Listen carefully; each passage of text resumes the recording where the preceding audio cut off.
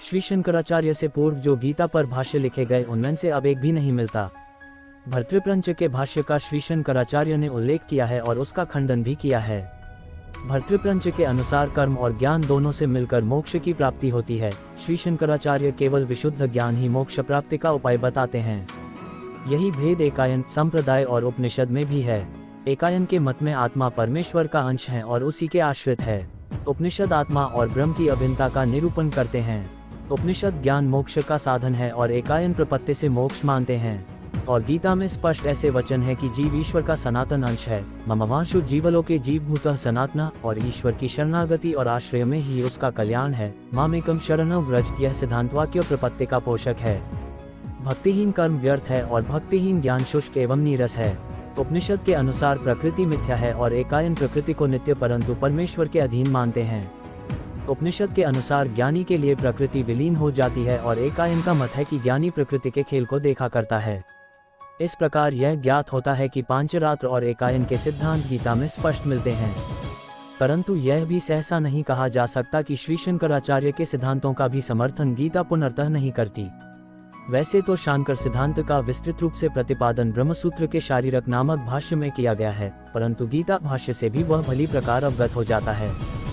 सिद्धांत अति संक्षेप से यह है कि मनुष्य को निष्काम भाव से स्वकर्म में प्रवृत्त रहकर चित्त शुद्धि करनी चाहिए। चित्त शुद्धि का उपाय ही फलाकांक्षा को छोड़कर कर्म करना है। जब तक चित्त शुद्धि न होगी, जिज्ञासा उत्पन्न नहीं हो सकती। बिना जिज्ञासा के मोक्ष की इच्छा ही असंभव है।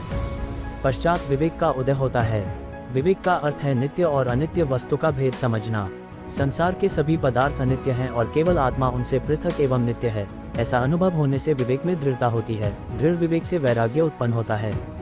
लोक परलोक के यावत सुख और भोगों के प्रति पूर्ण विरक्ति बिना वैराग्य दृढ़ नहीं होता। अनित्य वस्तुओं में वैराग्य मोक्ष का प्रथम कारण है और इसी से शम, दम, तितिक्षा और कर्म त्याग संभव होते हैं। इसके पश्चात मोक्ष का कारण जो ज्ञान है, उसका उदय होता है। बिना विशुद्ध ज्ञान के मोक्ष किसी प्रकार भी नहीं मिल सकता।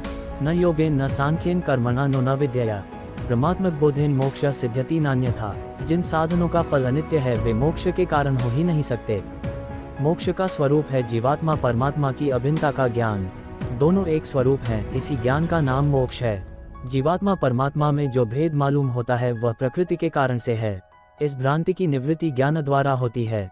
द्वैत जो भासता है उसका कारण माया है और वह माया अनिर्वचनीय है। न तो वह सत है और न असत है और दोनों ही के धर्म उसमें भासते हैं। इसीलिए उसको अनिर्वचनीय विशेषण दिया गया है। वास्तव माया भी मिथ्या है, क्योंकि सत से असत की उत्पत्ति संभव नहीं और सत असत का मेल भी संभव नहीं और असत में कोई शक्ति ही नहीं।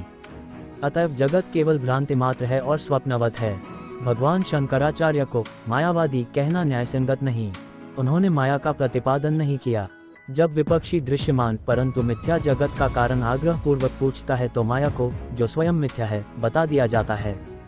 यही कारण है कि जीव भाव व जीव का यह अनुभव कि वह बद्ध है, वास्तव में कल्पित है। अज्ञान के आवरण से जीव अपने स्वरूप को भूला हुआ है और ज्ञान ही इस अज्ञान का नाशक है। भगवान शंकराचार्य निवृत्ति मार्ग के उपदेष्टा हैं और गीता को भी उन्होंने निवृत्ति मार्ग प्रतिपादक ग्रंथ माना है। उनके मतानुसार संन्यास के बिना मोक्ष प्राप्त नहीं हो सकता। यही उनका पुनः पुनः कथन है। परंतु इतना ध्यान रखना उचित है कि कर्म व प्रवृत्ति मार्ग को वे चित्त शुद्धि के लिए आवश्यक समझते हैं। अतएव वे सभी को संन्यास का अधिकारी नहीं मानते। सच्चा संन्यास अर्थात विद्वत संन्यास वही है जिसमें मनुष्य किसी वस्तु का त्याग नहीं करता, वर पके फल जैसे वृक्ष से आप ही गिर पड़ते हैं। संसार से वह सर्वथा निर्लेस हो जाता है। लोहे के तप्त गोले को हाथ से छोड़ देने के लिए किसके आदेश की प्रतीक्षा होती है। गीता भाष्य में यही सिद्धांत भगवान शंकराचार्य ने प्रतिपादित किया है। आधुनिक संसार के इतिहास में शंकर जैसा कोई ज्ञानी और दार्शनिक दूसरा नहीं मिलता। उनके सिद्धांतों को समझने में यह हिंदी अनुवाद अत्यंत सहायक होगा, इसमें कोई संदेह नहीं। अनुवादक महाशय के सराहनीय परिश्रम की सफलता इसी में है कि आचार्य के सिद्धांतों से हम सुगमता पूर्वक परिचय प्राप्त करें और हम में मुमुक्षुता का भाव भली प्रकार जागृत हो।